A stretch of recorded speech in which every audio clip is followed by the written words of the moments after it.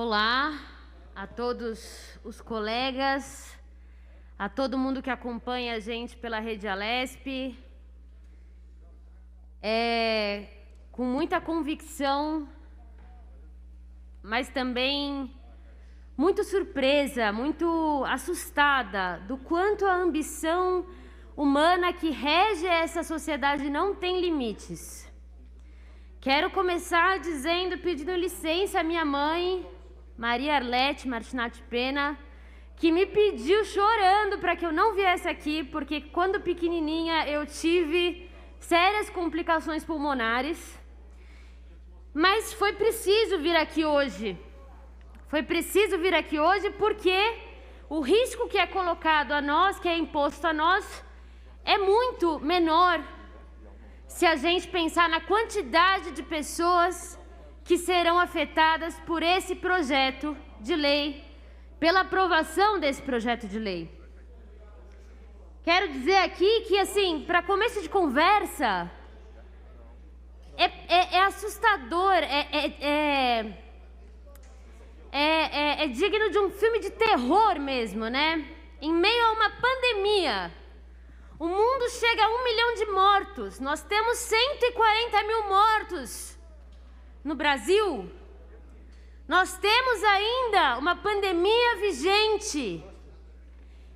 A Assembleia Legislativa teve protocolado mais de 100 projetos de lei para ver a situação das mulheres durante a pandemia, para melhorar a situação dos hospitais durante a pandemia e de quem é a prerrogativa de escolher o que vai ser pautado aqui no plenário. Senhor Cauê Macris.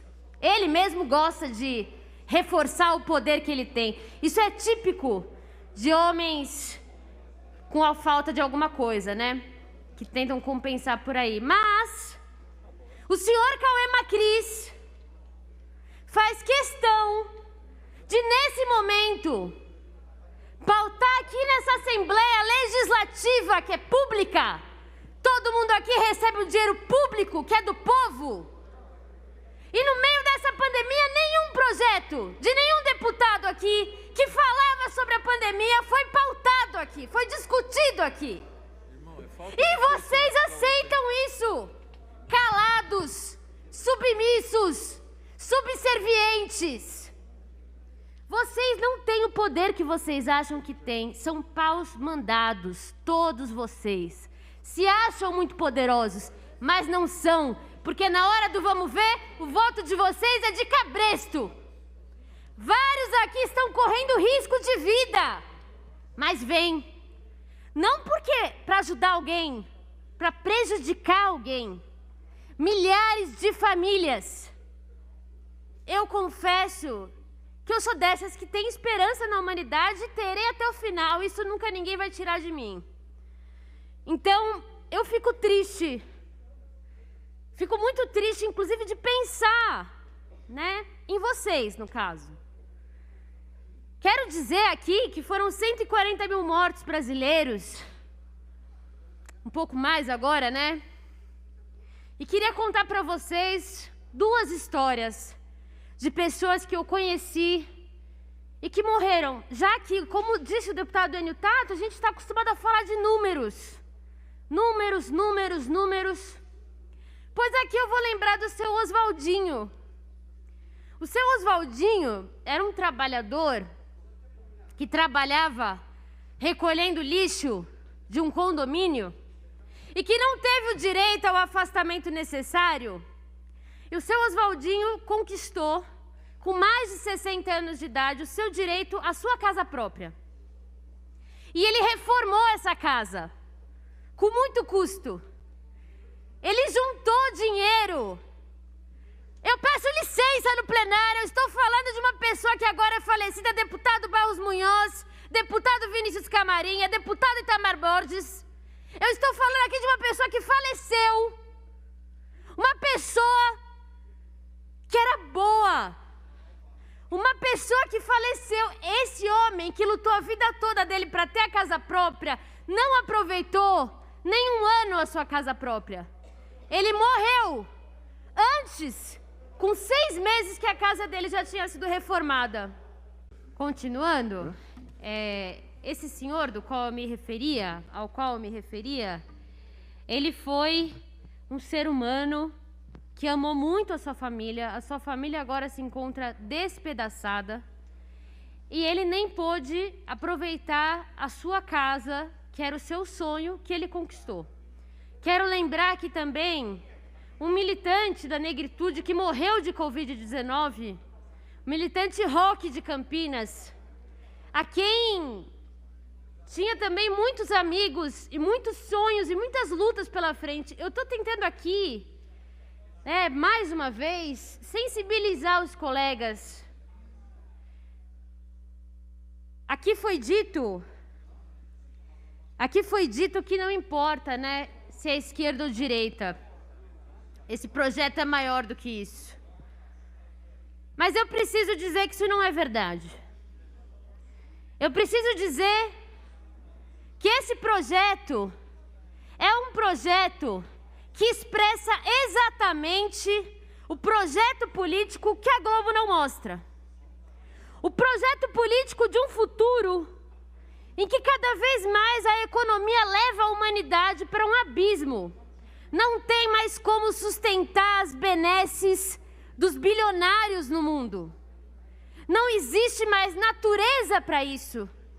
Não existe mais economia para isso. E não adianta o quanto a gente se esquive desse problema, o problema vai aumentar e aumentar e aumentar. Os bolsonaristas estão contra esse projeto porque estão fazendo campanha aqui dentro, porque estão com interesses eleitorais. A senhora Janaína Pascoal não me engana. Foi a líder, foi a capitã de um dos processos e de um dos retrocessos piores que esse país já viu, que foi o golpe que esse país sofreu e que causou uma instabilidade nas instituições da República que nós todos estamos começando a ver. Nós estamos começando a ver. Quem pensa que a crise está acabando com essa ou aquela reforma administrativa está enganado, até porque o Bolsonaro, em âmbito federal, também está apresentando uma reforma administrativa. O governo federal também quer acabar com o serviço público. Quero dizer aqui que não só esses legisladores se demonstram absolutamente desumanos e insensíveis com a situação que está o nosso povo, mas que aqui também, em meio a uma pandemia, teve um deputado que achou que era prioridade mostrar a foto dos cadáveres de 2 dos maiores militantes que a esquerda brasileira já teve. Não estou aqui dizendo que concordo com todas as ações desses militantes, mas é um desrespeito. É um desrespeito com a pluralidade ideológica típica de qualquer parlamento. Mas é sim coerente com as características fascistas desse deputado.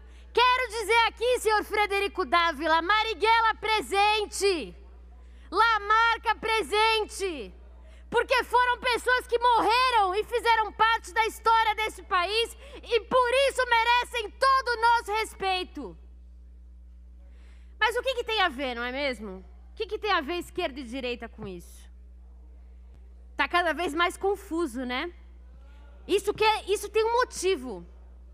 A esquerda, quando começou a falar e abrir brechas para privatização, não tudo bem fazer essa aliança, não tudo bem abrir mão desse princípio em nome da dita governabilidade e se aliou com os coronéis históricos desse país, infelizmente fez com que essa situação que nós estamos vivendo hoje seja muito mais difícil de ser combatida.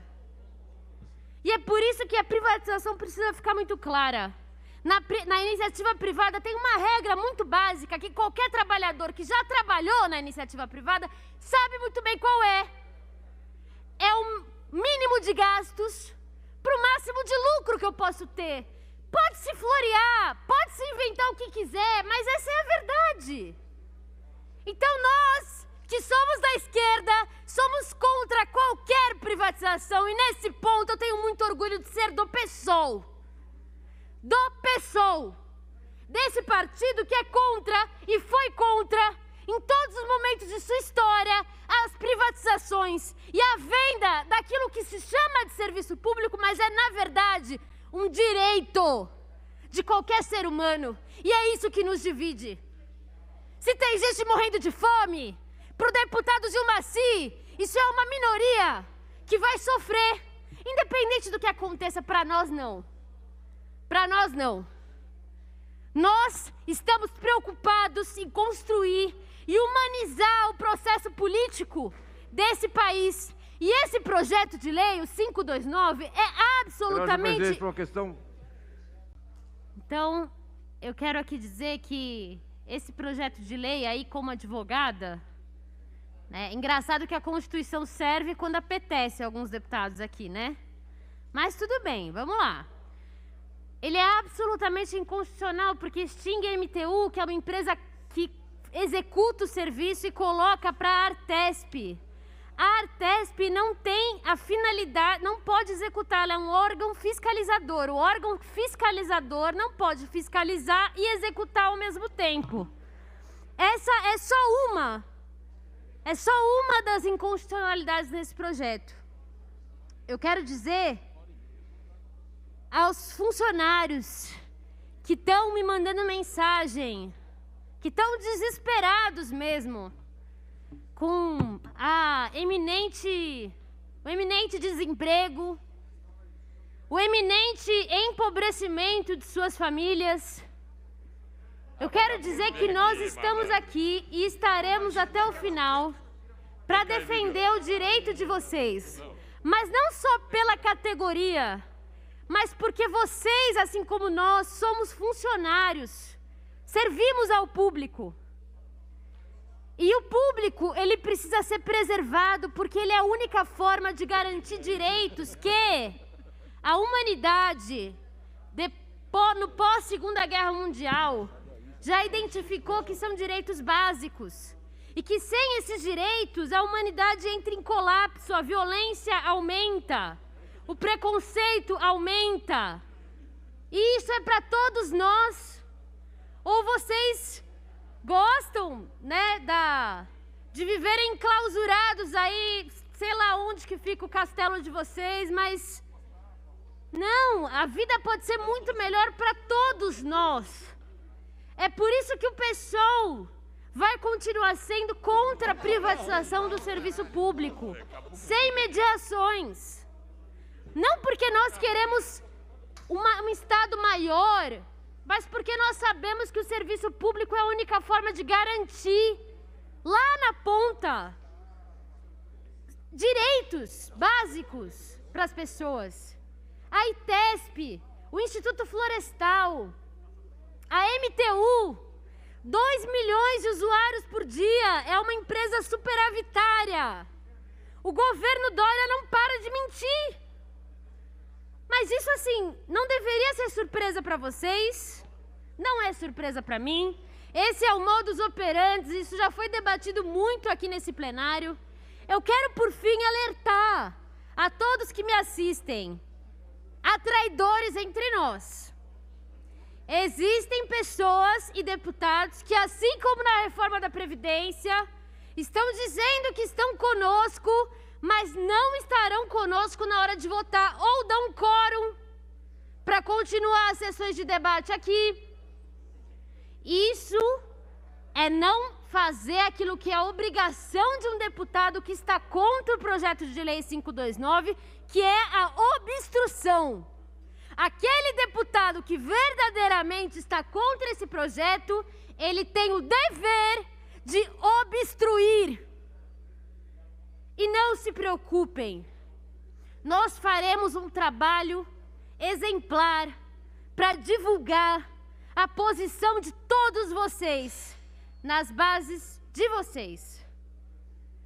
Muito obrigada, presidente. Muito obrigada aos colegas. Pela ordem, presidente. Mais uma vez, viva a liberdade de pensamento, viva a Marighella, viva a Lamarca.